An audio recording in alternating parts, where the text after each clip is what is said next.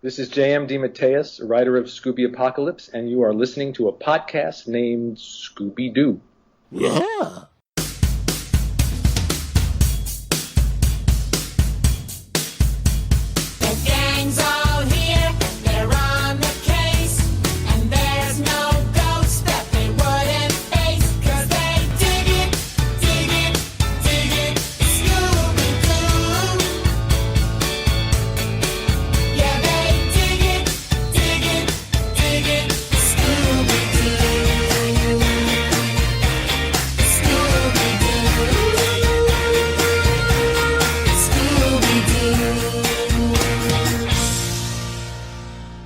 Hey gang, and welcome to another episode of a podcast named Scooby-Doo, the show that attempts to unravel 50 years of mysteries, meddling kids, and masked villains. My name is Mike Josick, and I'll be your guide through all things ghostly and groovy as I investigate every angle of every mystery and beyond. So grab yourself some Scooby snacks, fire up the mystery machine, and let's start the show.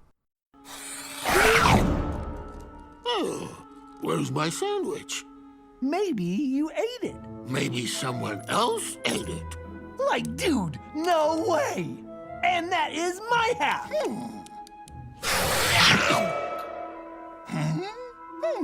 What happened to the rest of it? I don't know. I do. Welcome, Scooby fans, to episode 44 of the podcast. It's great to be back with another great episode and another great guest in the form of writer-producer Heath Corson. If you are unfamiliar with Heath's work, he was a writer on the LEGO Scooby-Doo projects Nighttime for Terror and Haunted Hollywood, which the latter being co-written with Jim Creek and Dwayne Capizzi.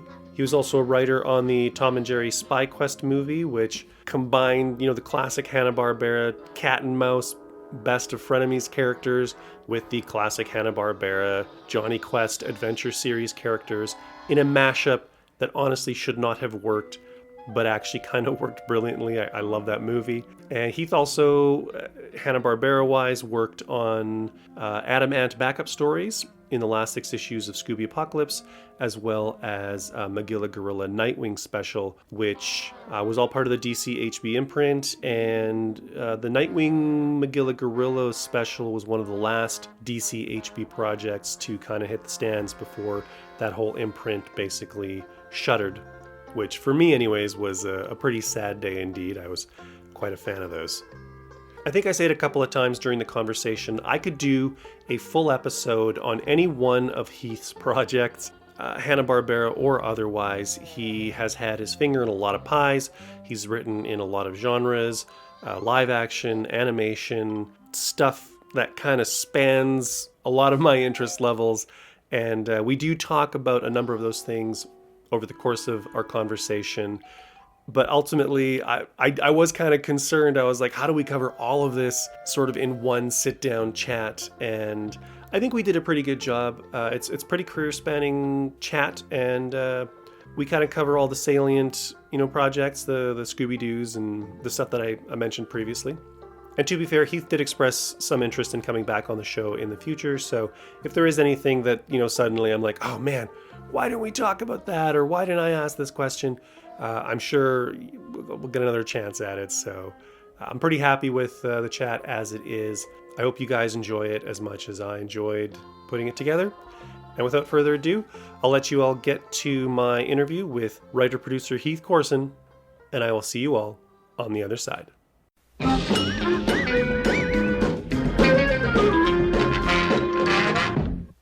When it comes to entertainment, it can be said that my guest has done almost everything.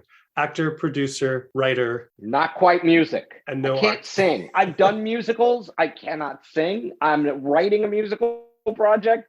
Still cannot sing.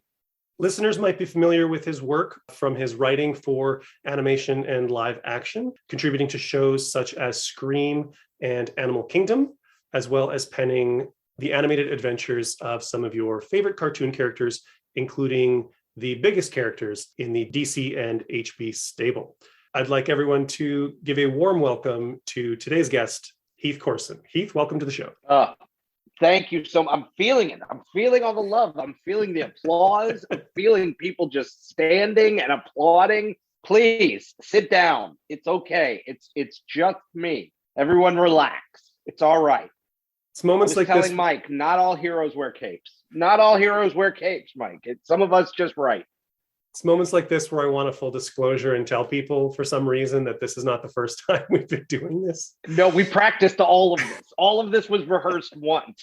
This is like I feel hour like we're 6. about to go off the rails, though. We're about to just end the track, and then we'll have to just improvise from that point on again. We should let people know when that happens. When we start doing the, what's the improv line? The yes and?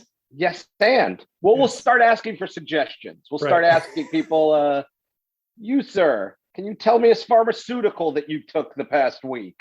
Which will go terribly because we're not live. Oh, no, I know. That's the flaw. That's the grandiose flaw. My hubris. As we were talking prior to the actual record. It's going really well so far. Don't jinx it. Okay, right. I was pointing out how interesting it was that it was completely unplanned that you are following my previous guest on the show, who was Jill Thompson.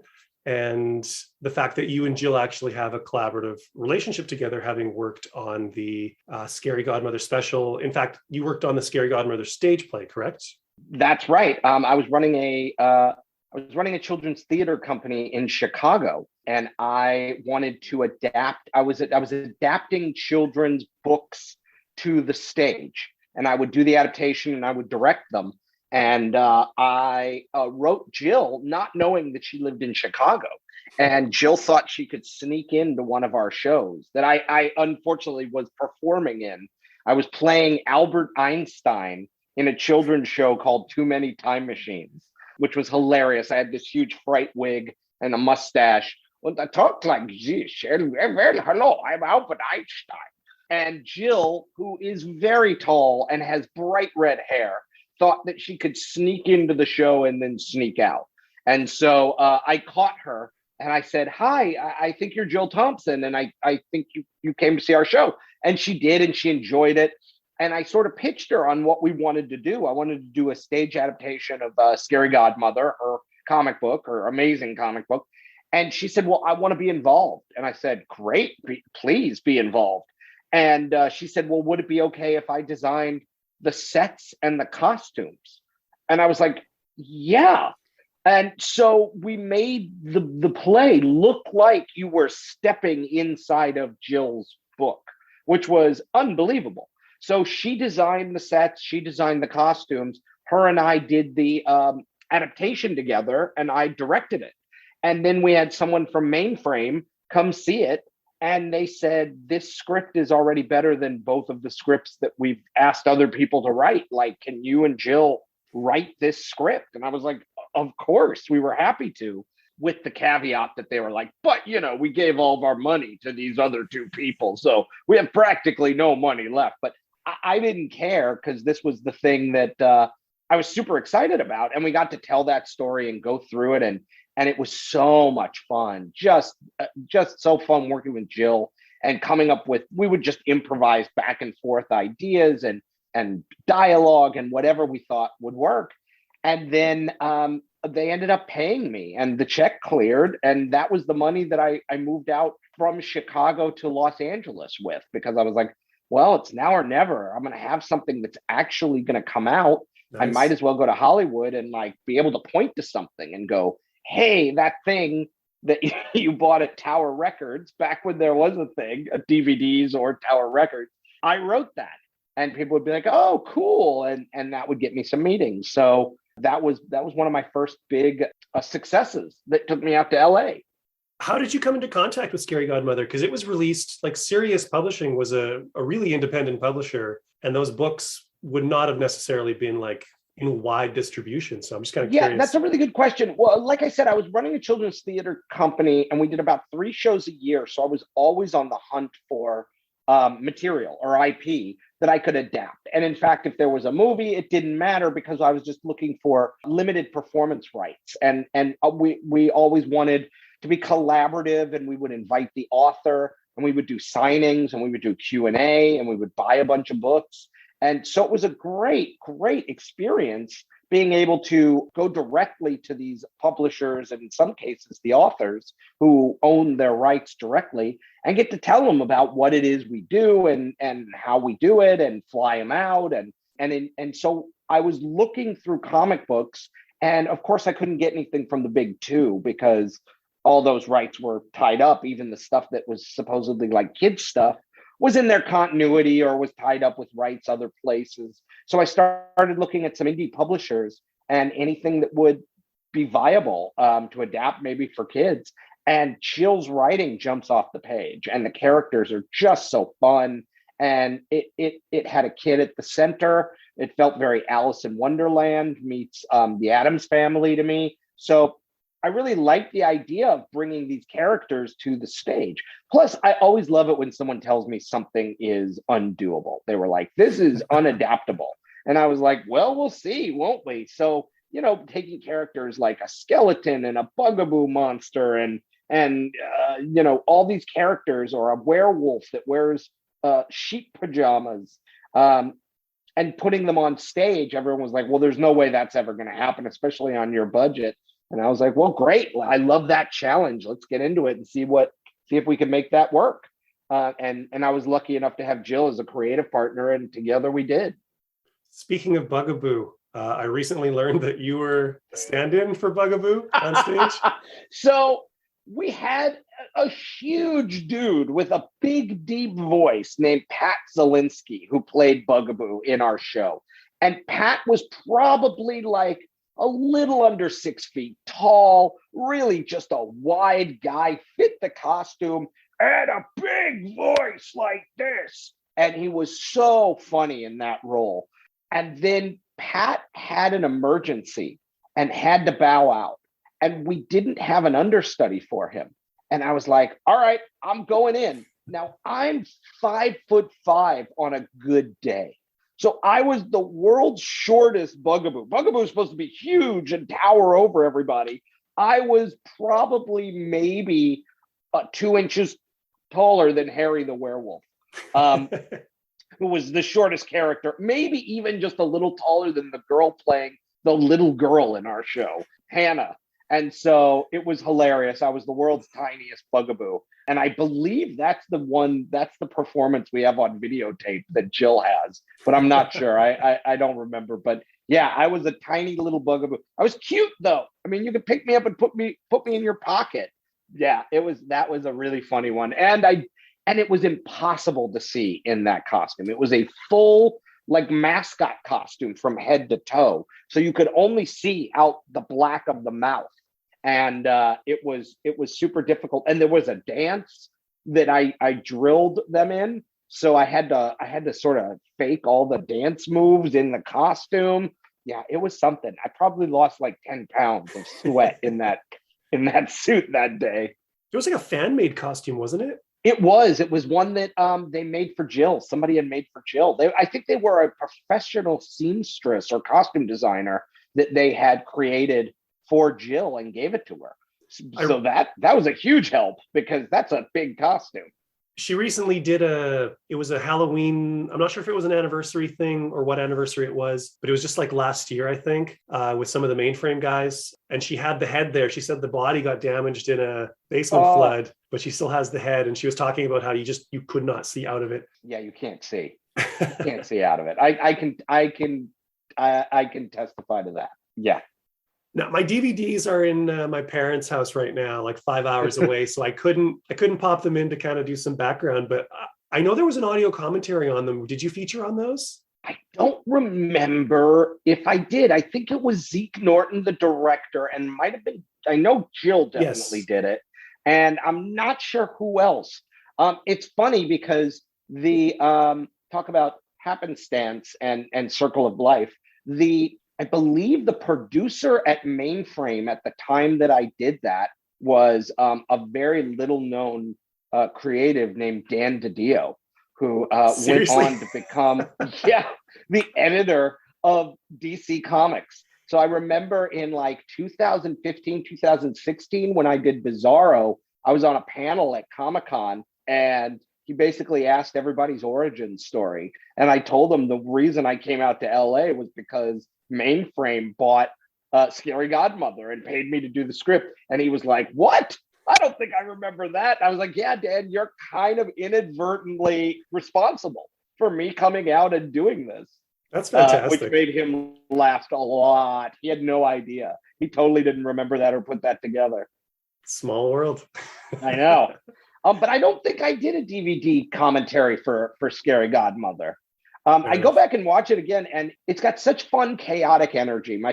Some of my favorite parts are with the kids, who are just doing bits and acting like kids and talking and being goofy, just like I would with my buddies or with I'm the oldest of four.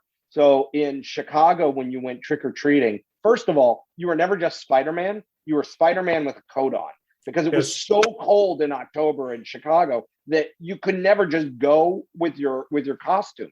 So we got smart as we got older, and we would start doing characters that wore coats. So like I was Inspector Gadget the next year, because I was like, if I have to wear a coat, I might as well put it into the costume.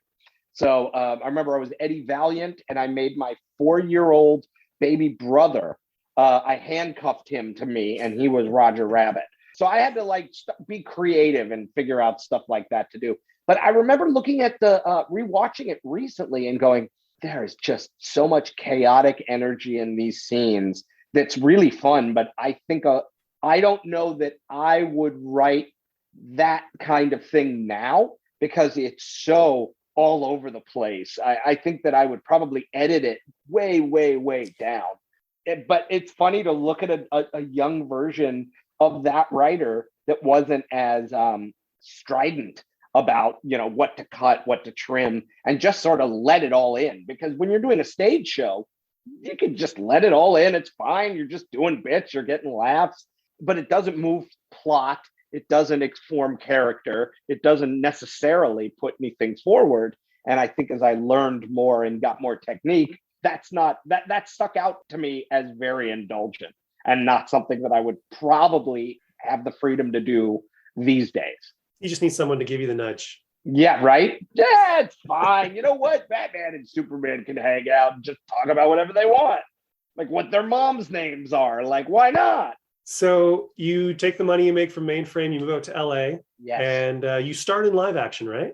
I start at the same time I'm doing live action, I'm pursuing development in animation. So I started, one of the very first jobs that paid me out there was I was doing some consulting work for a company called Jib Jab, which you'll remember did all the dancing elf things where you could paste a picture of yourself on in the dancing elf.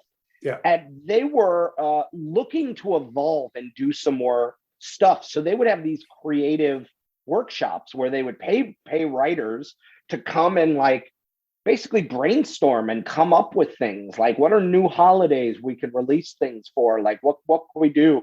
And a buddy of mine, Marion Oberly, wrote a series called Jerry the Office Zombie, which was an animated project, which was basically this poor guy that's so overworked and red-eyed and pale that everyone literally thinks he's a zombie. But it's just that he's tired all the time. So the joke would always be, they were short 30-second gags, but it was you would hear him shuffling down the hall and ugh.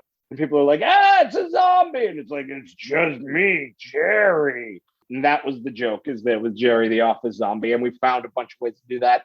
I also wrote a series called Notes from 420, which was every day at exactly 420, you would get a 10-second video from your animated stoned friend at home. And he would say some deep thought that he had thought of at exactly 420 every day, which was something like, oh my gosh, did you ever notice that every time there's a murder, Angela Lansbury is always there in Murder, She Wrote? She's the only consistent. If someone was hey, let's go out to go get nachos, and I'd be like, who's going? It'd be me and JJ and Tommy and Angela Lansbury. I'd be like, no way, because someone's going to die. And that would be it. That would be the bit. So I wrote a bunch of animation for Jib Jab. And then Marion and I actually were pitching a bunch of animation at the same time. We had pitched a bunch for Disney Shorts, and we were developing a project. Yeah, nothing ever went anywhere until I hooked up with a buddy of mine named Richie Keene. And Richie and I had known each other in college, and we had written in college. And he wanted to jump from being a acting coach, and he wanted to go from being an acting coach to a director. So he wanted to write something that he could make as a short. And so he's like, why don't you and I write something? So we wrote something, and it took months and months. We would lock ourselves away or go to lunch. And I was temping at the time.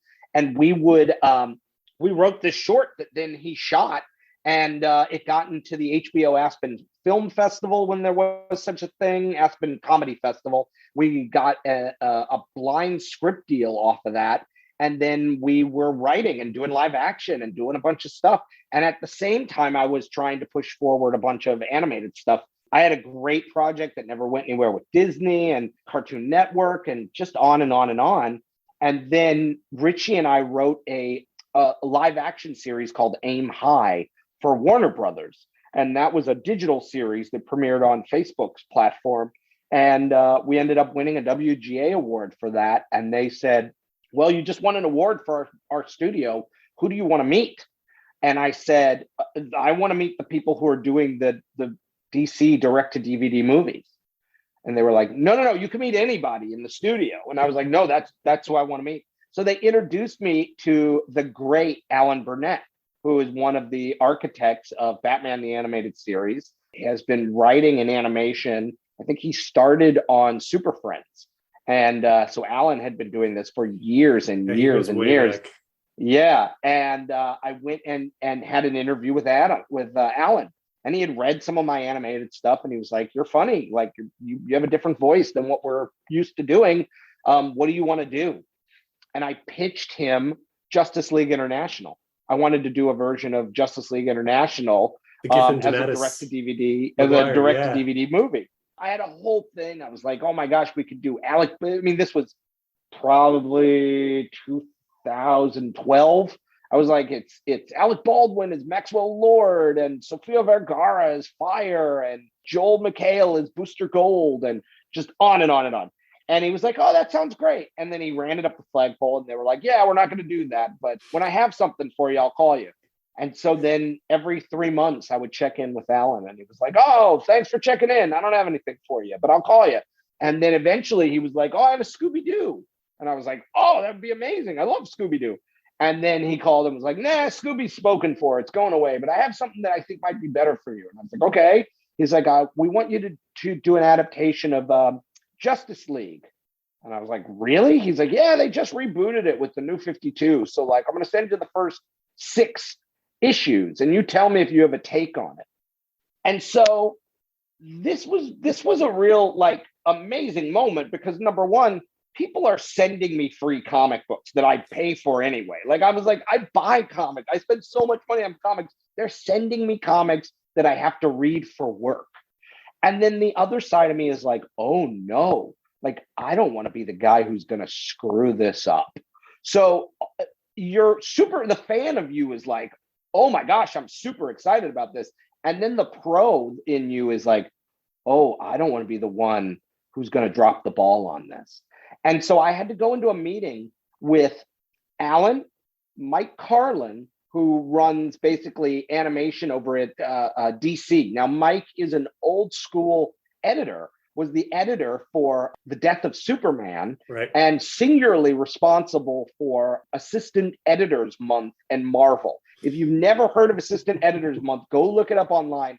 It was incredible. It was basically, the joke was every title gave their assistant editor the ability to do whatever they wanted. And they did basically joke versions of all of the titles, including one that I just had framed. Oh no, where'd I put it? Oh, I put it, it's away. But it's basically the Avengers on David Letterman. Yes. Which is incredible, which I love so much. So it was him, it was Mike Carlin, and it was Jeff Johns, who at the time was like the top writer over at DC, including the writer of the books that they're asking me to adapt. So I had to go in there with all of these 3 guys and basically pitch my take. And Jeff gave me some really good advice. He was like, there's a part of you that really wants to, the fan part of you wants to do really well by these characters, but you're going to have to put that away and look through it through the eyes of a pro, because there's choices you're going to have to make that aren't going to fit with what you know and love as a fan.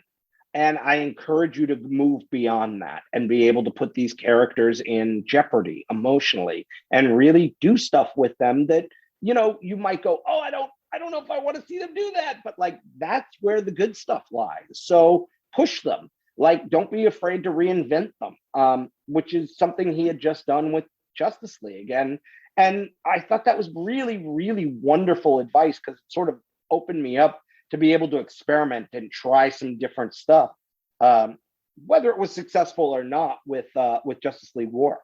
I'm really intrigued. Very long answer to a very short question. That's fine. I'm really intrigued because I've heard that, like, when it comes to writing, as far as writing for television or features, like the animation and the live action streams are fairly separate, and some people really struggle to move from one to the other. And I'm curious, A, did you have a specific stream that you kind of wanted to go down, or were you just sort of open to anything? And B, how did you just like navigate so easily through them? Is it a comedy thing or just luck? Well, I will say it's certainly not easy. It takes a lot of hard work and insight. You know, I don't think that there's not on any level that you could be able to go like, oh, it was no problem, I just did it and it got done. Like, it's not a reflection on talent or anything either. It's how the executives perceive the form. Yeah. I think that being a lover of comic books and a lover of animation, I feel like I thought in a very visual style to begin with.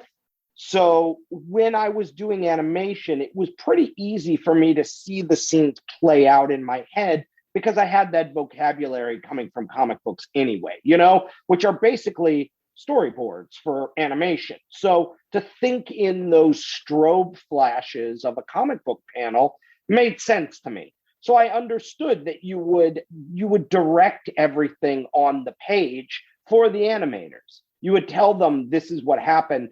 And then I got to the point where I realized, like, you don't always have to do that. You don't have to do every single little move in a fight.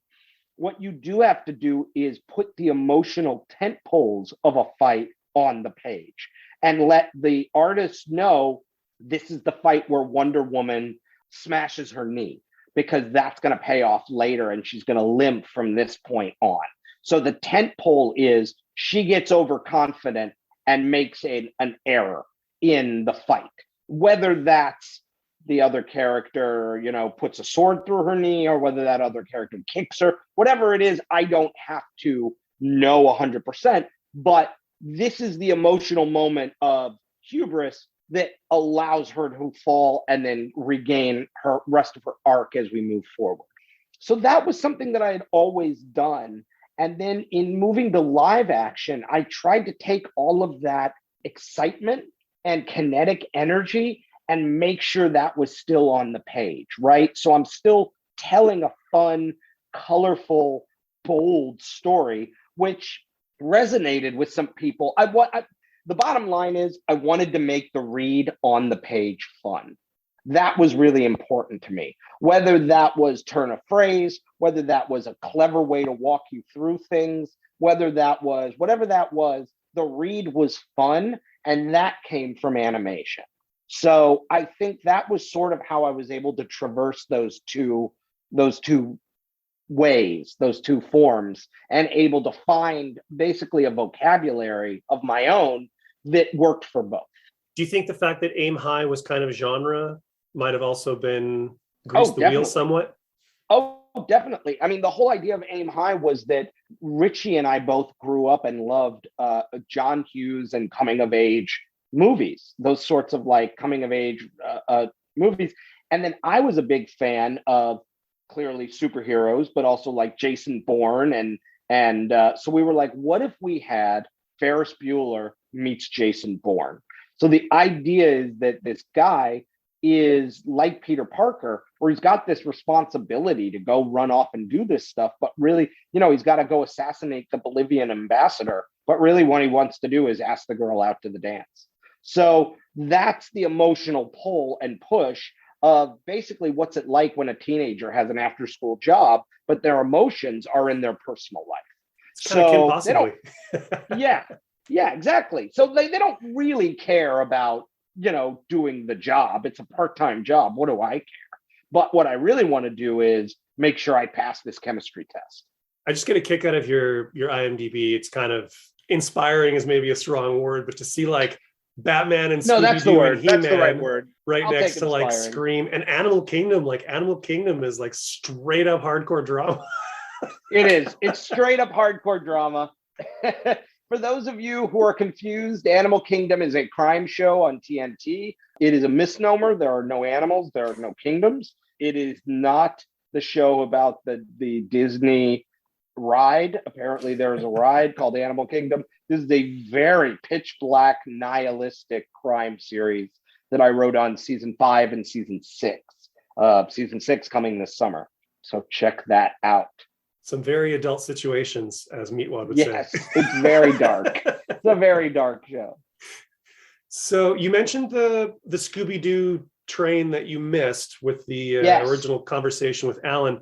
How does that come back around with the Lego Scooby? Yeah, it's a great question. So once I was in the system, I became one of the guys that they went to for this sort of thing. So I got to write 3 DC direct to DVDs. I did Justice League War, and then as soon as I was done with that, I did Batman Assault on Arkham, which took place in the Arkham video game verse. But I got to bring in the Suicide Squad. This is before they had their own movie, and basically I could pick whoever I wanted. And little did people know this was a Suicide Squad movie that happened to have Batman in it. And the reason for that is they were very interested in tying this into the Arkham video games. And having played the Arkham video games, I thought there is no way that this is going to give you the same feeling because you're Batman. You're swinging down, you're beating up people, you're like solving crimes, you zip back up into the rafters, like you are Batman. This animated movie is not going to give you that same experience. So what can I do? So my thinking was, all right, Batman swings down, he beats up these criminals, he swings off. But what if instead of the camera following Batman, the camera turned and panned back down to the villains he just beat up and stays with them? And you realize there's a whole nother story happening behind the scenes. Now, there's a Batman story that does eventually tie back into the Suicide Squad. But for now, that adventure is going by itself, and we're staying with these characters sort of behind the scenes, which I really liked that idea. I really dug that Rosencrantz and Guildenstern kind of angle to it. Yeah, and I really liked after writing superheroes who are sort of all immediately on the same side and recognize they all have the same agenda.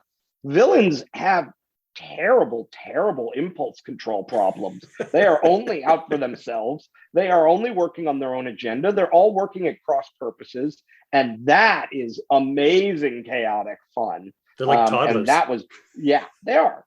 That was great to get to write. And then I followed that up by doing Throne of Atlantis, Justice League Throne of Atlantis almost right after that. So then after those 3, I was in the system and they would toss me stuff. Alan would just say, hey, do you want to do a rewrite on this Tom and Jerry? So the great Jim Krieg, who is running a lot of the animated direct-to-DVD movies now, he took over for Alan Burnett when Alan retired. Jim and I would basically sort of trade off writing these scripts, and then they would give them to the other person to rewrite or polish just to get new eyes on it or to like write new jokes or whatever. So that we did for a while. And then we did Justice League Action, which I did about a dozen episodes of, which was amazing. Yeah, great fun show. Particularly proud of the introduction of Plastic Man, which was the one I got to do, which was Plastic Man Saves the Universe, which I love Plastic Man. And that was an amazing, amazing thing to get to introduce him. And then after that, I think they started doing the Lego, or the Legos were before me, but I finally cracked it and they were like, or broke in and they said, do you have a pitch for Lego Scooby? And I sort of came up with this mystery that was exciting to me, and they were like, great, let's do that. So that's sort of how I sort of like bungled my way into Lego Scooby. I've known some people who've worked on other Lego projects and dealing with Lego directly, and how they've spoken about how it's been a different experience for them compared to working with sort of the traditional studios and whatnot, because Lego's very like hands-on. I'm wondering, with a licensed Lego like Scooby, what was the dynamic there as far as Warner Brothers and Lego? Did they both have a say? Yes, they both have a say, but you still look, everybody wants Scooby to act like Scooby, and yet you want to use the medium of Lego to push it to do something that only Lego can do. So that means you're probably introducing some interesting vehicles. Maybe you're introducing some bizarre weapons or gadgets that only they can make. There's some real limitations to what you can and can't do, because you're dealing with minifigs. You're not dealing with fully animated characters. Like, one of the things I think I pitched early was the joke that's been on Scooby-Doo over and over again, where it's all the doors in the corridor and they're running through the different doors, and you go into a closed door and you pop out through a far door. And they were like, yeah, the minifigs can't really open up doors because they only have the C hands. So like, you can't really see them work a door. And I was like, what? But this is sort of a classic Scooby staple. Like, it's in everything. And so that was a whole conversation and a big learning curve for me about like, oh, so instead, maybe it's more fun to see them like run up a Lego wall and run down the other side. Like, that makes more sense because it's Lego. So I had to sort of crack visually, like what can and can't be done in terms of Lego. But I don't remember it being challenging in a way that it felt like everybody was on board to make the same story, to tell the same story. Both Warner Brothers and Lego and everybody was on board to tell the same story. I've worked on projects where that's not the case, and it can be very challenging. But I don't remember feeling that way in terms of Lego Scooby. You did get the hallway scene in there, though, so it does eventually get in there. Yes, yes. So the pitch process, what is it? Literally just, hey, think up an idea, and you go to Alan, then Alan runs it up the pole, and the executives say yes or no. He goes to a handful of people and he says, give me, do you have a Scooby? And this is once upon a time. This is not, I don't know if they even do this anymore or how they do it, but he might go to like 4 or 5 people and say, hey, what do you have in the tank in terms of a Scooby idea or a world? Scooby's all about where do they go and what's the world that we're getting immersed into, whether it's WWF wrestling, or whether it's baking, or whatever it is, you're putting them in a world. And I thought old Hollywood would be a really fun world. And I thought, oh, that's really fun, because we could see older buildings that then we could restore. We could see older places that have a history, because I like the idea of structures having history and being more than one thing. And so that really spoke to me. So I pitched a very loose version of that, where it was basically like, I think it might have been a page where it's like, here's a bunch of red herrings. Here's who the suspects. Here's who actually did it and why. And that was very, very loose. And I think, Alan would say, oh, let's expand that a little bit. Why don't you take that idea? Or I'd pitch 3 ideas, and each of them were maybe a page. And he'd go, all right, let's expand that a little bit, see if there's meat on the bones. And you take it to like 3 or 5 pages and flesh it out and do more of a beat by beat. What's everybody doing? How does the Scooby Gang get involved? What's the mystery? How do they unravel it? What's the fun? What's the Shaggy Scooby fun that's going on? And then at that point, they might go, nah, we're just going to pay you for the outline, or we're just going to take the story, or, that we're not going to do that one. Or in this case, I think they shelved it for a really long time. I want to say like they shelved it while we went to work on Justice League Action. And then when I came back, they were like, I think we're going to use this one. And I was like, oh, wow, what, crazy. But I think I thought it was dead. I think I did think that one was getting passed on. Was it a challenge? I know some writers find it challenging, especially with so many Scooby episodes and creatures and mysteries, whatever, already kind of in the can over the last 51 years or so.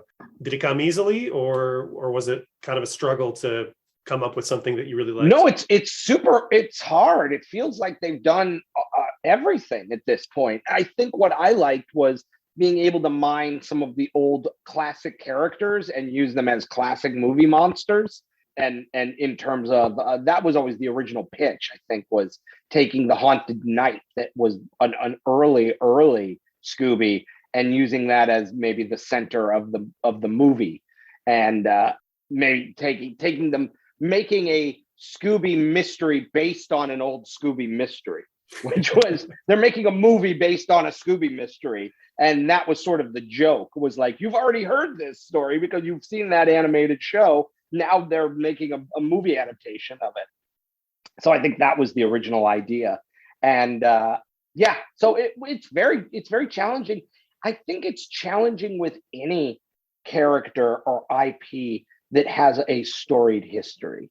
It's the same with Batman, because you've got to sort through 75, 80 years of Batman. And there's different kinds of Batman. There's the Dark Knight detective, there's the Bat God, there's who are you pulling out and what are you distilling and what speaks to you. And that's something that every writer always has to do when they take on a new piece of IP, is what aspect of this talks to you, And for me, it was always, Scooby was about the wish fulfillment of kids solving a mystery, being that smart to be able to go track things down and solve a mystery in their own way. And that was something that I loved. I loved reading about kids who would solve mysteries, Hardy Boys, Encyclopedia Brown. I loved those stories growing up, the Phantom Toll Booth, all of that stuff about just kids solving problems always was really interesting to me. And so I always saw Scooby as an extension of that. I suppose it also depends on kind of how adventurous the studio is, because if they want you to just do classic Scooby, that kind of limits you. But if they're like, we want something new, something crazy, then it opens it up for you. Yeah, I was lucky enough to get in the pipeline later. So they were sort of like, yeah, let's try this. It's already LEGO Scooby. We might as well try something a little different. Did the LEGO side of it open it up for you a little? I found the LEGO side of it more challenging. I thought that because there were things that were unlike a normal Scooby that I could lean on, that they were like, yeah, we can't really do that because of the characters and the way and the minifigs. And I was like, oh, that's right. Okay, great. We'll pivot. We'll do something else. You mentioned the Hollywood thing. Well, actually, first, before I get into that, the first half-hour episode was just you, right? Yes. And then the next one was story by you, teleplay, or script by Jim Krieg, or you and Jim. Yes, that's right. Isn't Dwayne on one of those two, or am I wrong on that? Dwayne Capizzi? Yes. I think you are correct. Yeah. I want to say Dwayne has a credit on one of those as well. Yeah, he's on Haunted Hollywood. Like I said, it was not unusual for Alan to take your script and give it to someone to do a rewrite on. So I believe he gave it to Dwayne to do a rewrite on. And then on the other one, that was me and Jim sort of going back and forth on the second part. So Hollywood, in a way, plays into the first one, plays in big in the next one. Yep. Shows up again in your Magilla Gorilla. Yep. And Nightwing later. I know you're based out of LA. Is that kind of a love for that town and old Hollywood? And absolutely. Well, I mean, it feels like a dream. It feels like the dream. It was always the dream, and that idealized version of Hollywood was always something that I find really fun. Being out here in LA, I'm always a fan of going somewhere where they have like the old Hollywood feel, even if it's like the old steakhouses with the red leather booths and the classic cocktails. And I'm a big fan of that kind of thing. And the way that the the town has been presented in film and television in its idealized state, which is much raised and heightened from the sort of like day-to-day, workaday business aspects of it. It's all the glitz and glamour that drew me, that I've always been really into those kinds of stories. And now I will say, of course, there's an aversion to like things being too inside baseball, but I do like playing those sort of idealized stories of classic Hollywood. In Haunted Hollywood, and I guess even in a little bit in, oh man, I'm totally blanking on the name of the first one, the Night Terror or something. Yeah, I think that's it. Nighttime Terror, I think. They I'm changed it a couple times. Right now. They changed it a couple of times. I think it is Nighttime Terror. Yeah, okay. There's kind of that Hollywood monster thing. Yes. And you don't have a lot of horror in your oeuvre other than obviously, you know, Scream pops up, but to have them both kind of show up in the Scooby, is that just kind of like a Scooby vibe, or do you have a horror? No, that's a Scooby vibe. I'm not a horror guy. I am terrified. As a child, I went to a friend's house for a sleepover, and a bunch of people watched the first Nightmare on Elm Street, and I couldn't even watch it. Like I was like, I had to leave the room. I was a kid who got scared at the Oompa Loompas in Willy Wonka because they make no sense, Mike. Like, how did he get them? Why are they that weird? Like, they don't, it was so, it blew my brain out. I couldn't understand Oompa Loompas and why they sang, how they all knew the words. Is it like a telepathic link that they all have, that like they're all making this up together? Is it a hive mind? It made no, get that freaked vibe me in the out. Tim How Burton they all version. know the move? What? I said, I think you get that vibe in the Tim Burton version because Deep Roy plays all of them. Yes. I am hilariously, I am not a horror guy. Even today, like, I get scared. I can't watch horror movies. It's not the thing I like. Having worked on Scream, I could pitch into the tension of it. Like, I like tension. I like thriller. I like the plotting of the mystery, but I don't like the jump scares. I don't like the spooky. It's funny. When I was a staff writer on Scream, the other two staff writers and I became really, really good friends. And one of them, Brian Seavey, is a encyclopedic knowledge of horror. Like, he can tell you shots, he can tell you actors, he can tell you like everything. So we would pitch stuff, and I thought I was pitching like crazy out of the box stuff. I was like, oh, it's a bear trap. And he's like, oh, they actually used that in the 1977 book. And I'm like, how do you know all this? So Brian Seavey, you can't do better than him. He's your horror guy. But yeah, no, that's not me. For some reason, that trips something in me that I get too scared. So you never came back around to Scooby. Is that just the trajectory that you were kind of on and the jobs that were coming up? You know, I think it's a little bit of both. I think it's that I was chasing live action pretty hard at that point. And also, I believe around then Alan retired. So I just wasn't getting the calls from Warner at that time. I think we were working. Yeah, it just sort of ebbs and flows, and they move on to different voices at that point. So I know J.M. DeMatteis was getting a bunch of stuff, which is great because I love his stuff. Ernie Altbacker, you started seeing Jeremy Adams. Yeah. You started seeing Tim Sheridan, all great people getting their at bats, all buddies. So it's funny that, you know, it feels like you're retiring from the majors and the new people are getting a chance to play with your toys. Which is great because it leads to all new stuff. But it was a bummer. I never got a chance to play anymore with those characters. When I was thinking about asking you that question, I was like, I mean, obviously working on multi-season live action television is probably far more lucrative than anything animation can offer, but I had to ask. Well, yes.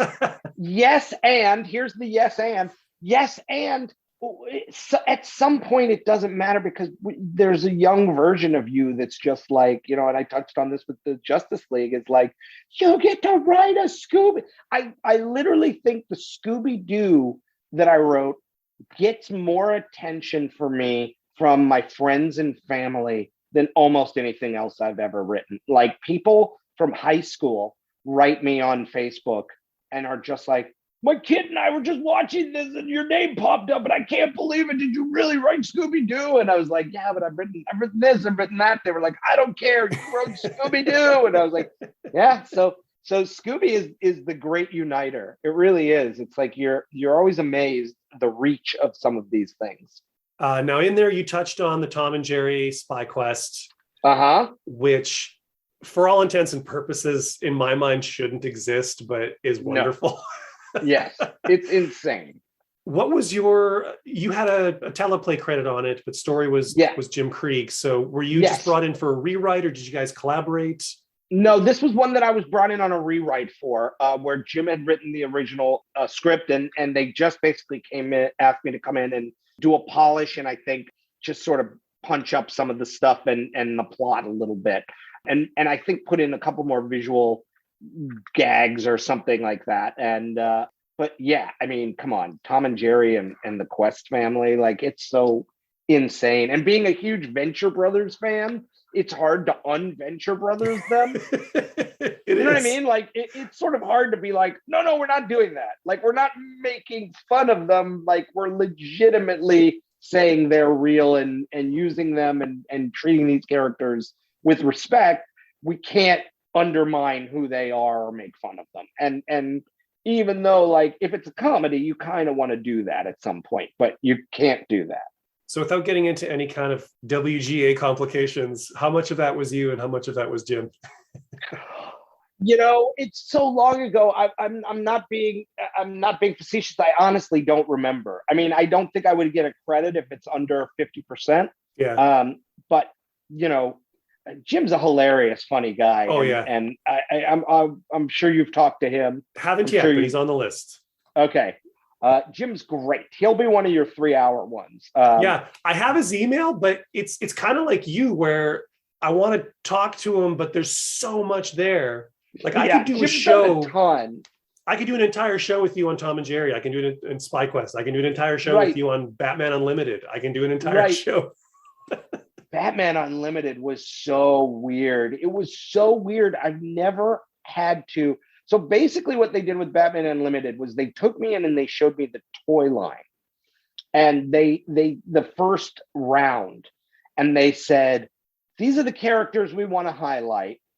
This is what, okay. So they said every character comes with a robot.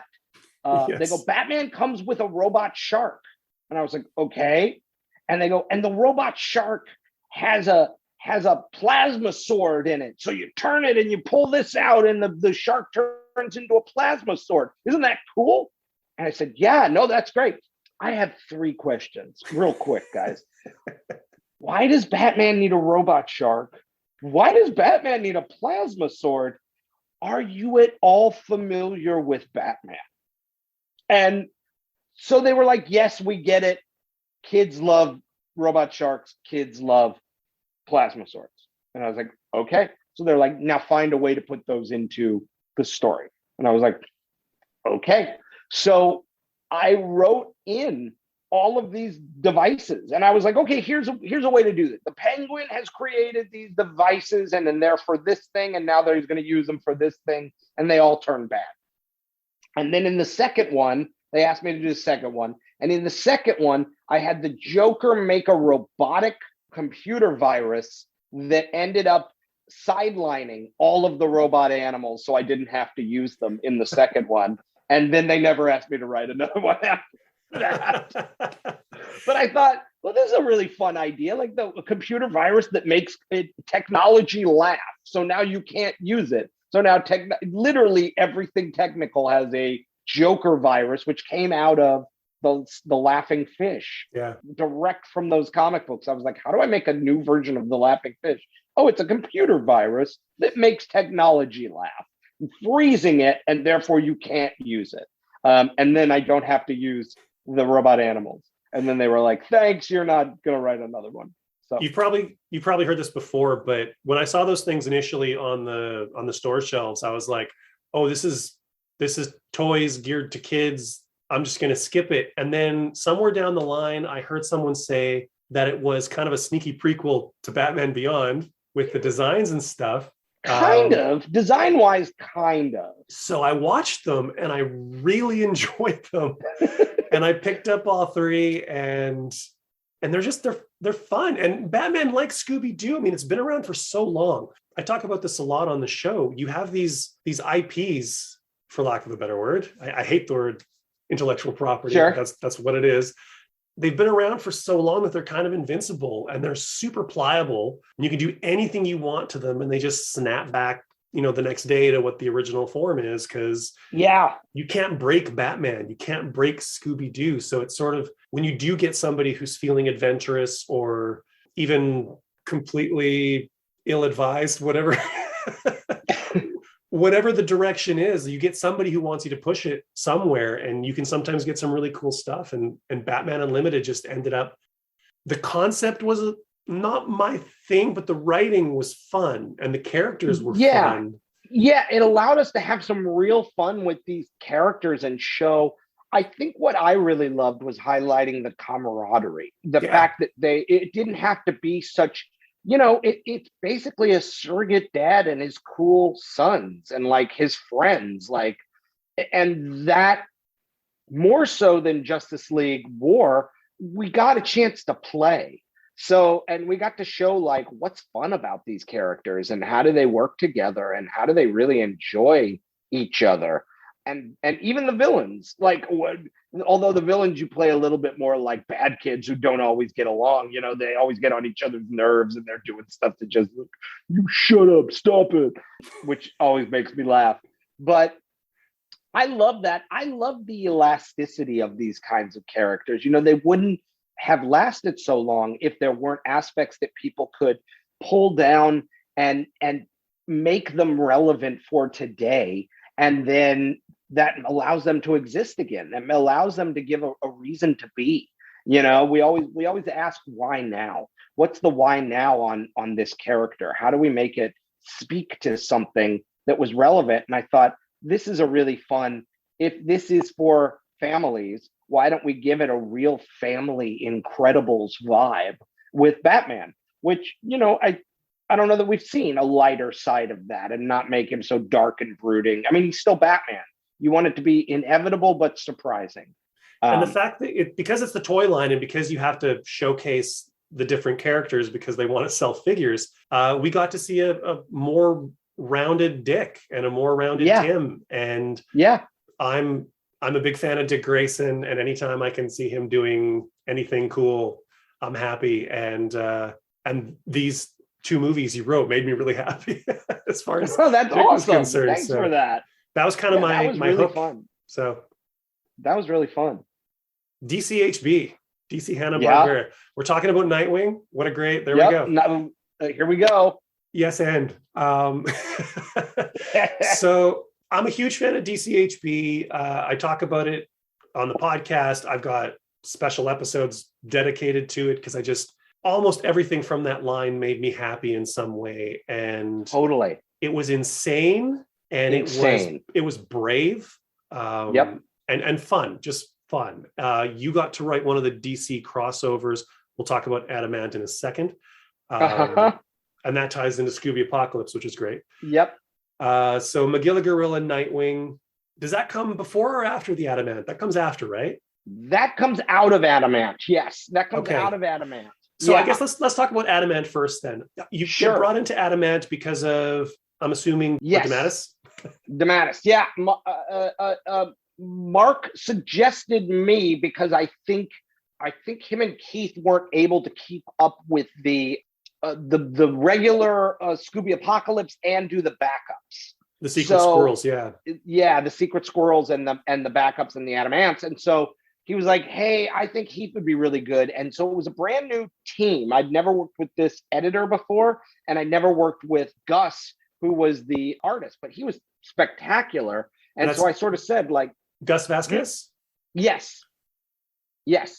And he was fantastic. And I said, like, what do you want to draw? And he's like, dude, I like superheroes. And I was like, great, let's have him cross over with a bunch of superheroes. And that's the idea. And the idea is that it's a competition between him and this plant, and we are going to I was like, I have no idea how to make him beat the plant on anything, or how the plant wins on one. Like, I have no idea. But like, basically it was me doing Justice League International. And I think I started by saying, like, I went and pitched that to Alan when I first met him, but I'm such a huge fan that I thought, how can I not do a Geffen DeMatteis book and not do sort of an acknowledgement to them and do Justice League International? So I think I started with Nort, and then I just sort of made my way through a bunch of characters, and I thought, who would it be fun for these guys to sort of cross with?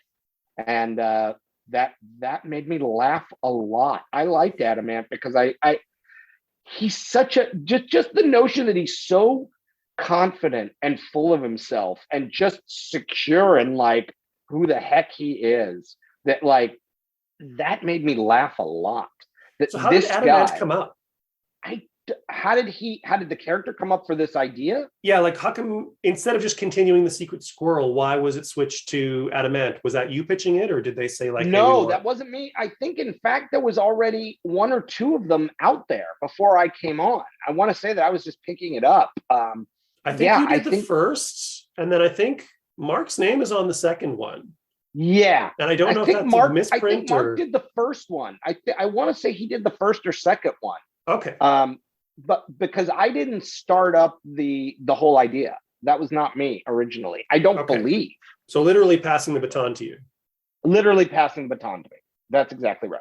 So I was extraordinarily happy. So he had sort of set up the voice of this guy who's supremely confident and like and just certain that he was absolutely worthy of being in the Justice League, and he was an ant. And I thought that was really funny. And then I thought, well, I need to cross him over with the Atom, or I need to cross him over with a Green Lantern. And then I was like, well, what Green Lantern would it be fun to do? And I was like, oh, well, it's got to be Nort. And then I was like, well, I got to have him do the Atom. And then I was like, if he's going to do the Atom, then we got to have him do Superman. And then we got to have him do Batman. And then like it just sort of it came in the best possible way, in that I saw all the building blocks. I saw the story and what we were doing, and that made a ton of sense to me. And I love at the end, it's a story about friendship. It's a story about two guys who become best friends, an ant and a plant, who become absolute best friends, and then decide like, oh yeah, we don't need this Justice League. Let's just go have adventures by ourselves, guys. And they do. And that's the whole thing. So the Justice League ends with egg on their face, having been rejected by an ant and a plant.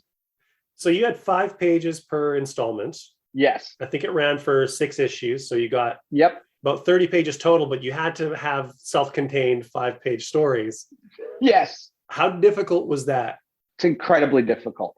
It's like I think we started with, it's very easy to run long and be indulgent. It's very, very difficult to do something short and punchy and interesting and funny all at the same time. That is hard.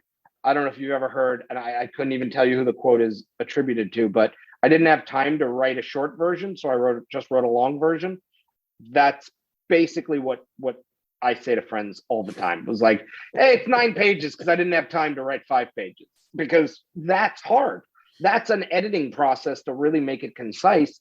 So to do 5 fun pages that worked and get the whole idea from beginning, middle, end is really challenging. But Gus is an amazing artist. I would bounce the ideas off of him first and sort of say, this is my idea for the start. This is my idea for the midpoint. This is my idea for the end. What do you think? And he would be like, yeah, that works. I get that. And he would pitch stuff, and it was very collaborative, which is how I like to work, because like I said, I'm not a guy who draws. So I would even say, like, beat this layout. This is in my head, like, make this smart and funny and do different things with it. I don't care. And he did. I mean, it was just such a joy to see those pages come back. And I was just like, oh my gosh, Adamant, who would have thought? Did you have to plumb back into those like historical jib jab gag writing sort of days to keep it tight? Yes, totally.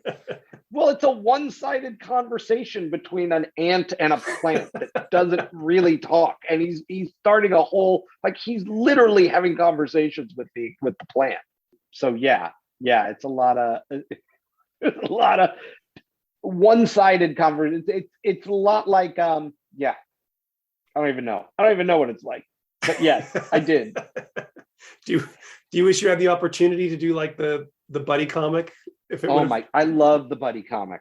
I love the mismatched buddy comic. Like, it's my favorite. I did Bizarro miniseries, which was basically Bizarro and Jimmy Olsen in Planes, Trains, and Automobiles.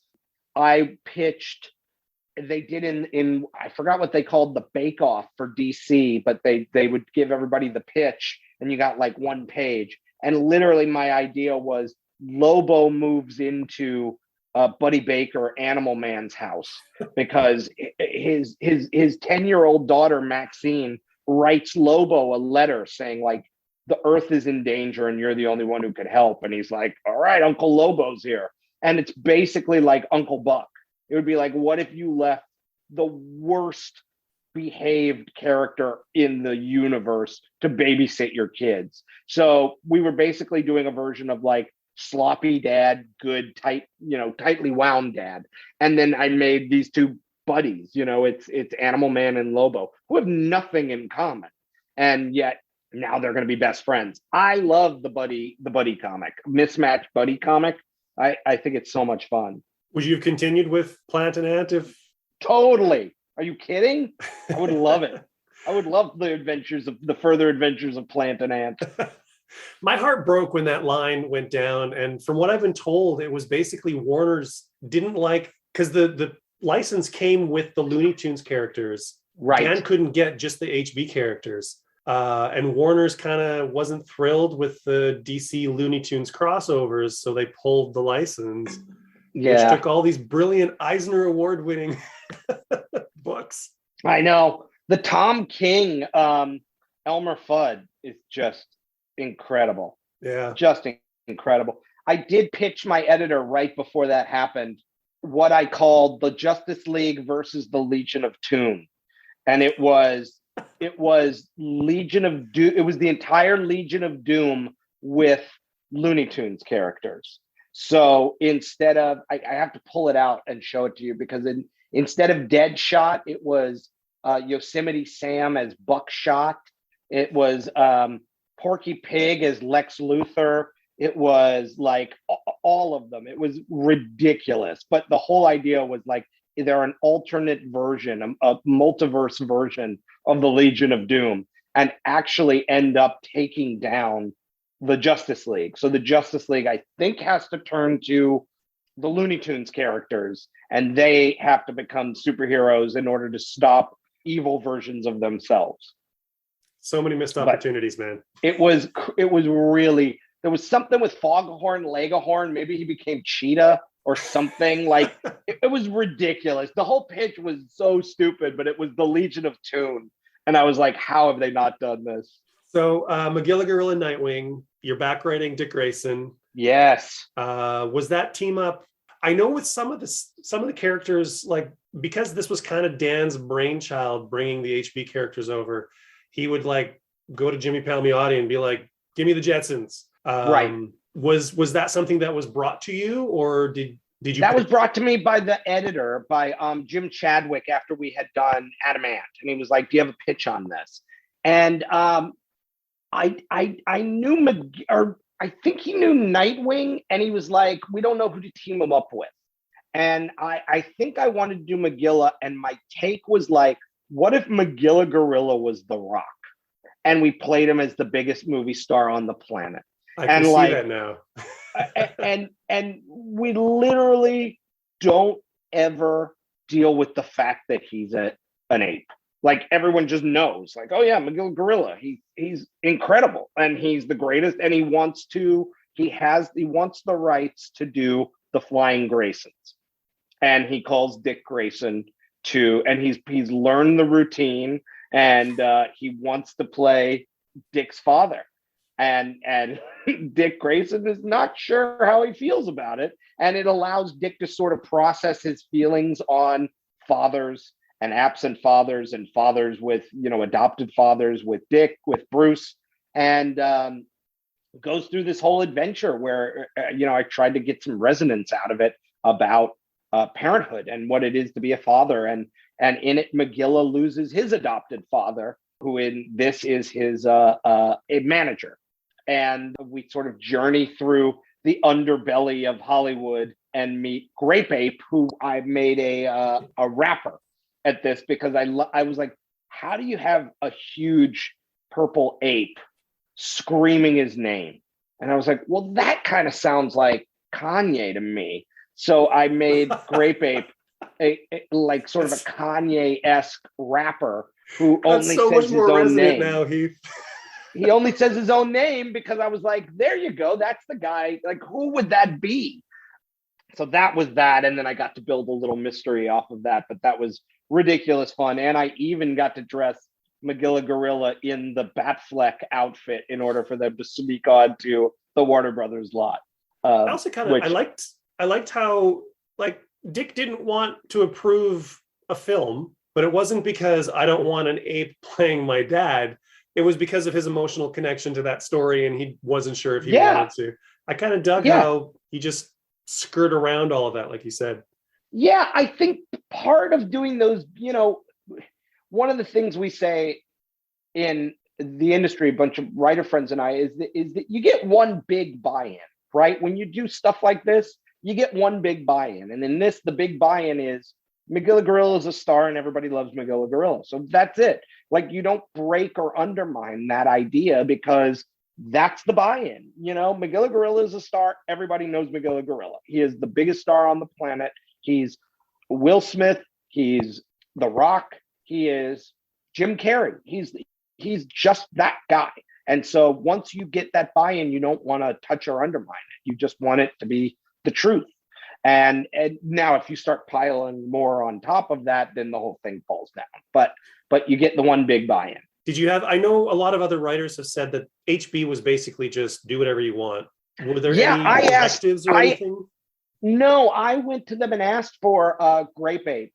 And they were like, well, why? And I said, well, this is why, because the whole idea has got to be like, in the mystery, Magilla says, I'm not the only ape in Hollywood. Like, it's not just me. Like, you're pointing towards there's others that it could possibly be. And so, in order to make it a red herring, I wanted to use Grape Ape as well. And I thought that was really fun because he was one of my favorites. So we even have asking, can I have Grape Ape? And they're like, why? Yeah, they're like, why? What are you doing with Grape Ape? But I was like, no, it would be really funny to have other characters in this world. Did you have any say in the artists? Because I know Tom Grummett drew the first half, who has a history with Nightwing because of his Teen Titans history. I know Tom. He's a great guy. He's amazing. I think we caught him at a time where I think he was very overworked, and I think he got ill and on a tight deadline. So it actually, I didn't make any of those calls, but I was very excited to get Tom working on the project right off the top. So and Tom Derenick filled in. Tom was good at the last minute. Grummett was going to do the whole issue, but then gotcha. Yes. Yeah. I think he fell ill at the time that was like we were tight on a deadline, so we had to change horses in midstream, which I know they don't like doing. But all of that was above my pay grade. The script was already finished, and they just sent me whatever art they had for the lettering pass. Both of your DCHB books, actually. I've always wondered, I've always called it DC Hanna-Barbera, but I hear a lot of people say Hanna-Barbera Beyond. Do you know what the official... I don't. Okay. I mean, I've always heard DCHB, but I've never heard Hanna-Barbera Beyond, but I love it. Your two stories were blending DC characters with HB characters. A lot of the other books were just straight up, here's the Jetsons, here's Snagglepuss, here's the Flintstones. My God, how good is that Flintstones? And that Snagglepuss, come on. It's legendary. It's so good. Mark Russell is a genius. So good. Did you find it difficult blending them? Or is it like what you said about the buy-in? You buy in that these characters exist in the same universe and you're good to go? I think when you do the buy-in, I mean, granted, you are in a different heightened world. You are in a world where Superman has to talk to a plant and an ant. So already that's a little ridiculous. And the more that you can sort of call out that it's ridiculous, or that, you have Batman voting who's going to get in, either the plant or the ant. Like, you have to acknowledge, like, this is a little against tone. We are playing with a more elastic, heightened tone. It's a little super frenzy. It's a little super frenzy, yes. And then with the Nightwing, I wanted to do something a little darker, sort of to earn some of the resonance that I was talking about, because I felt like if it got too light and frothy, we wouldn't buy that version of Dick would say, no, I feel really protective about this story. I don't feel good about letting anybody touch it. And so that's that. I had to calibrate the tone a little bit, but I didn't want to ruin the fact that, like, these characters are walking around, they exist. Melvin Peebles is a manager, is a mega manager, and he manages the biggest movie star on the planet. I really appreciate with those DCHP books how I'm going to say 99% of the time, just to allow a small margin of error, but 99% of the time, everybody, the artists and the writers who are tackling the material, like, nobody is putting their noses up at the material. Like, everybody is enjoying the conceit, the high concept. Everybody is like trying to find an interesting take and rolling with it and just kind of having fun with it, whatever, if it's a serious tone or comedic tone. Or I love the Hong Kong Phooey Black Lightning one. That was spectacular. Brian Edward Hill, amazing. And the talent that they've attracted to these books too, like, yeah, so good, huge, so good. I never asked you at the top, but we've been talking about Adamant and Magilla Gorilla and Scooby-Doo, all these HP characters. Your personal history with them, like, are these all Saturday morning characters for you, or? These are all Saturday morning characters for me. I'm very much a child raised by television. Saturday morning cartoons were maybe my favorite thing in the world. I learned, like, at 6 or 7 how to program our VCR, which was the device that a long time ago you had to put a VHS tape in, and you had to, like, set it on timers. So you'd have to learn how to, like, move all the switches to, like, this channel at 12:30, this channel at 10:30, and so I taught myself how to do it so I could actually videotape other Saturday morning cartoons that I wasn't watching, because there were so many that I wanted to watch all at once.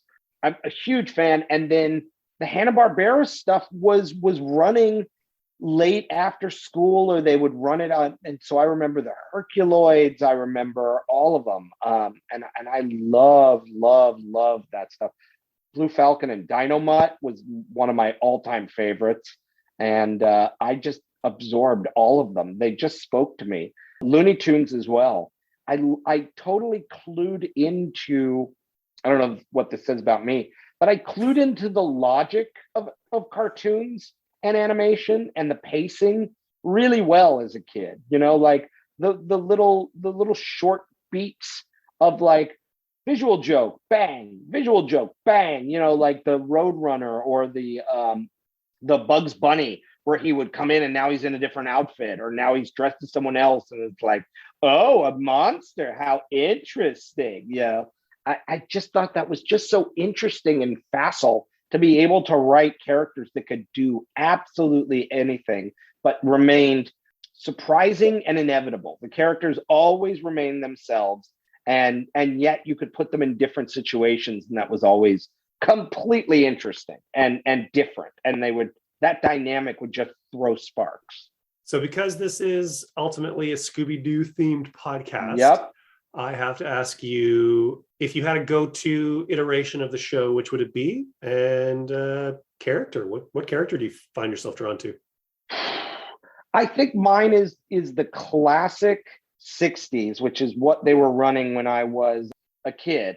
Even though I could tell, like, the animation felt a little recycled at points. Like, as a kid, I would sort of be like, I feel like I see this, we're all walking down a hallway animation in every episode. Even as a kid, I started to clock stuff like that.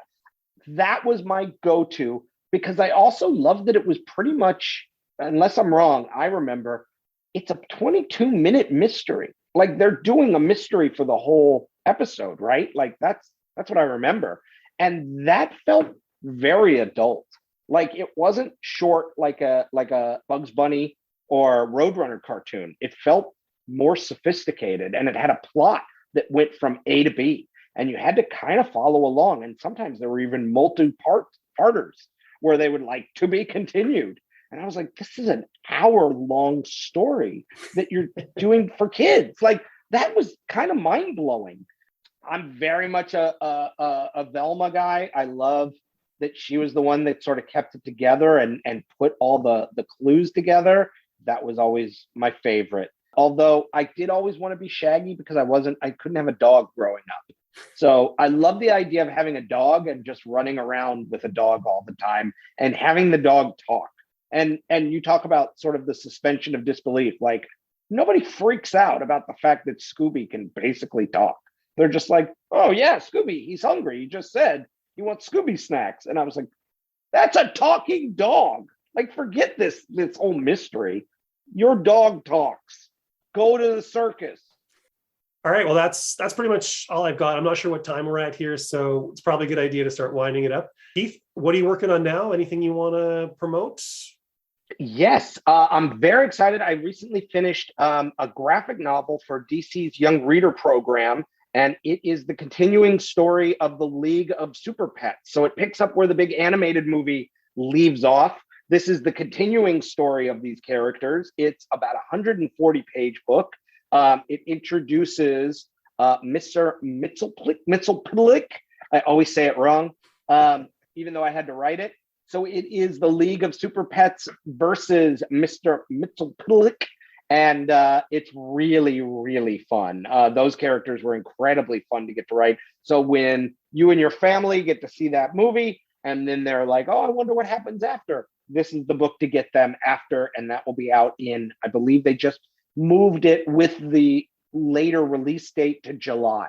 But you could pre-order it now. It's all over the place. They will also be giving away 30 pages in Free Comic Book Day in May. So you can get an amazing free sample of the book and read a little bit of it. And if you love it and you want to see the rest of it, make sure you grab it and order it from your local store.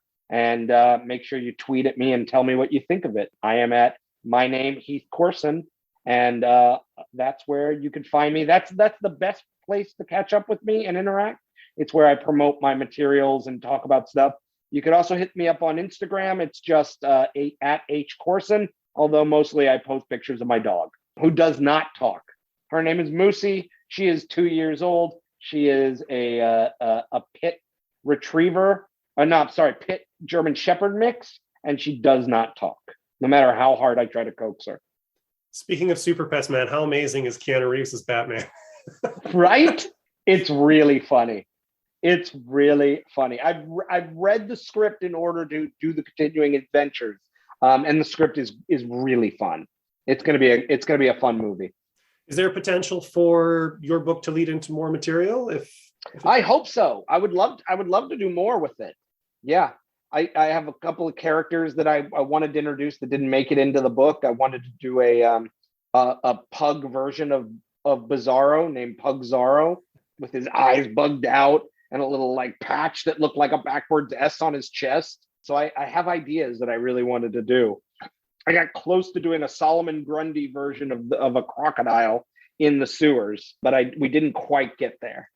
I love your idea of Bizarro's S being backwards because he did it in the mirror. Yeah. That's so good. Can I tell you this? I don't know if you've ever heard the story of why that's true. I have heard the story, but feel free to tell the listeners. So basically what happened was I had dressed up as Superman as a kid, and but I didn't have a Superman outfit. I just had like a blue shirt, and I put the S on in masking tape when I was like 7 years old. And when I got this book, I said to my mom, oh my gosh, you got to find those pictures because I'm doing a Bizarro book. I need to send my editor these pictures of me as Superman. So my mom finds them and she scans them and sends them to me. And I go, Mom, I think these are backwards. And she goes, what do you mean? No, I this is what you had. And I realized I had put the S on in the mirror in masking tape as a 7-year-old, and it was backwards. So I was like, oh my gosh, I wasn't Superman, me am Bizarro. And that's when I got the idea. I was like, well, of course, that's why his S is backward. And then I bought a Bizarro shirt. And every time I look at it in the mirror, it's like, yeah, I look like Superman. I totally could understand why that happened. That's like the best How retcon you could make ever. that mistake. What? That's the best retcon ever. Oh, it's the best. Because it ties into like why he is. It's great. It made so much sense to me. It made so much sense. And then when I saw, I had an amazing artist named Gustavo Duarte who did that, who created that series with me, and he is so funny. And then I saw his image where his hands are dripping with the red and the yellow, and he had just finger painted it backwards on his chest. And then we came up with the greatest line, which is, he says, "Me will become a bat." And I was like, that works. The only other thing that I would promote, which you can find on my Twitter, which is coming soon, is I am doing a rewatch of every single piece of the Marvel Cinematic Universe movies and TV shows with my 11-year-old niece. And that is called Me, You, and the MCU. And we will start releasing those hopefully right before Doctor Strange comes out. But nice. It is very, very funny. She is a mega fan. And it is my niece Hannah and her uncle Heath talking about the MCU. And oddly, Hannah makes an appearance in the very first Justice League War, where I changed the name of the little girl for my niece's name, Hannah Grace. So that Hannah Grace now is doing a podcast with Uncle Heath, and we basically go and examine the Marvel Universe through her eyes, and it's nice. Hilarious to me. You used to do a podcast, didn't you? I did. I did the one for the Nerdist. I did the Nerdist comic panel where we would talk about comic books. Are those still up?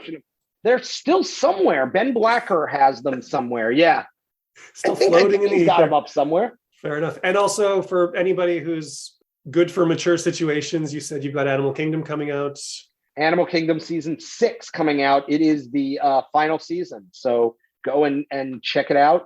I know I think the first 4, maybe the first 5 now are up on Amazon. So check those out, Amazon Prime, and get caught up before season 6 comes out this season. How many episodes do you have in season 6? 13. No, how many did you write in season 6? Oh, I only wrote 1, but I was in the room and broke all of them. I think I only wrote 1. Your DNA is somewhere in all of them. Oh yes, trust if you do the black light on the scripts, you'll be able to see. All right. I also He-Man's at the top of your IMDb. Do you have? Yes, I did one of the He-Mans of the first season. I think episode 4 in season 1 for Brian Q. Miller. Okay, cool. Which was great fun. Thank you, Heath, for being so generous with your time. This has been great. Like I said, so many of the things on your IMDb list, I could do an entire episode on. Tried to get as kind of deep and thorough as I could with the time. I love it. Well, I'm happy to come back. We can talk Super Pets. Oh, all right. All right. Thank you so much. Take care, and I guess we'll see you next time. All right, Mike. Thanks so much for asking. This was really fun. Absolutely. Have a good one, man.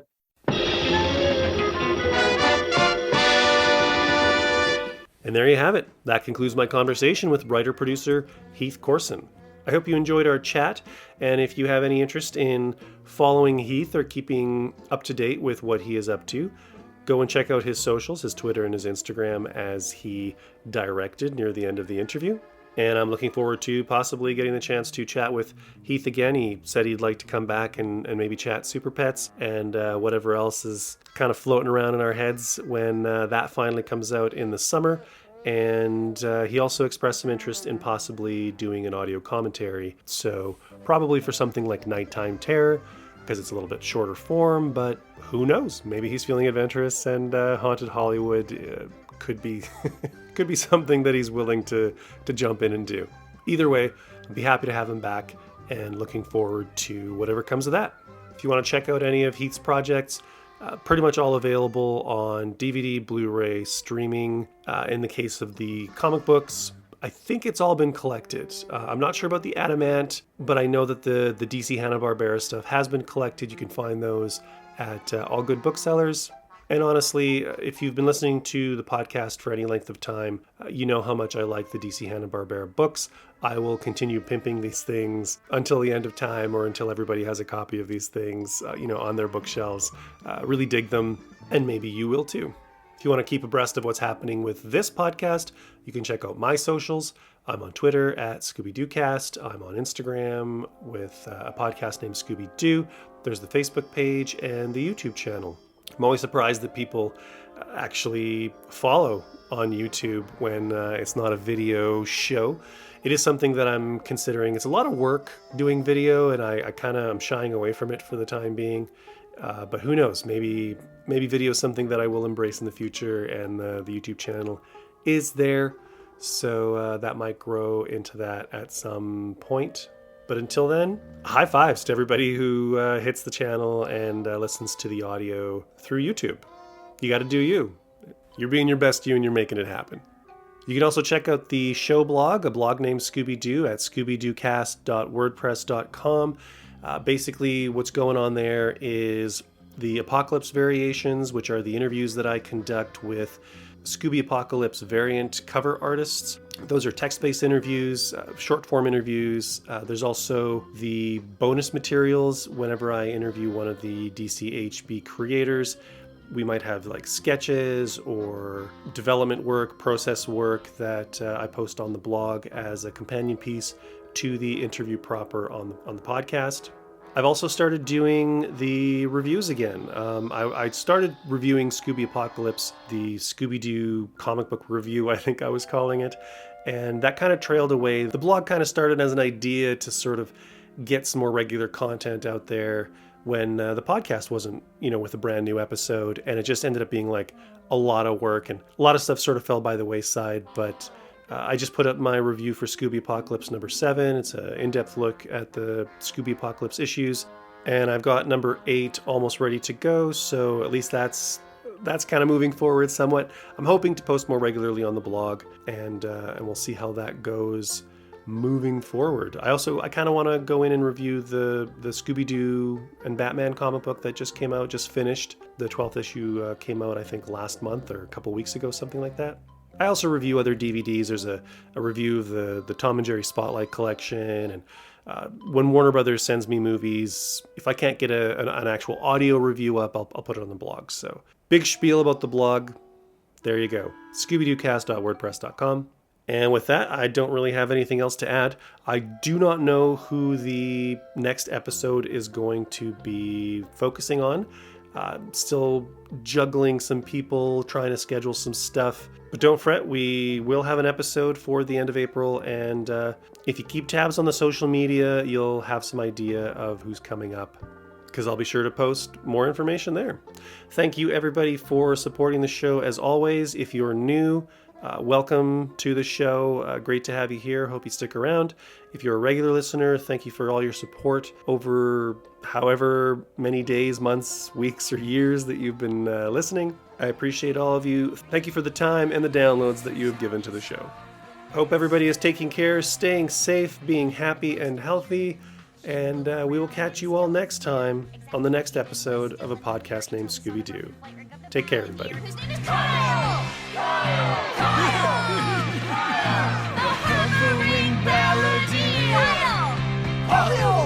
Everybody cheer! This is how we solve the mystery. This is how we solve the mystery. So in summation, this narration is my donation to the art of mystery solving dictation. And here's what the bad guys say when they play where the law forbids. Would have gotten away with it too if it wasn't for you meddling kids. This is how we solve the mystery. Bye. Can it now? Now we'll really. All right, got it. All right. Now, if it's not perfect, we have no excuse. Oh yeah. No, we've rehearsed it. All right. The off-the-cuff intro now. I'm not sure how that's going to work, but let's see what we can do. Terrible. Now it's going to crash.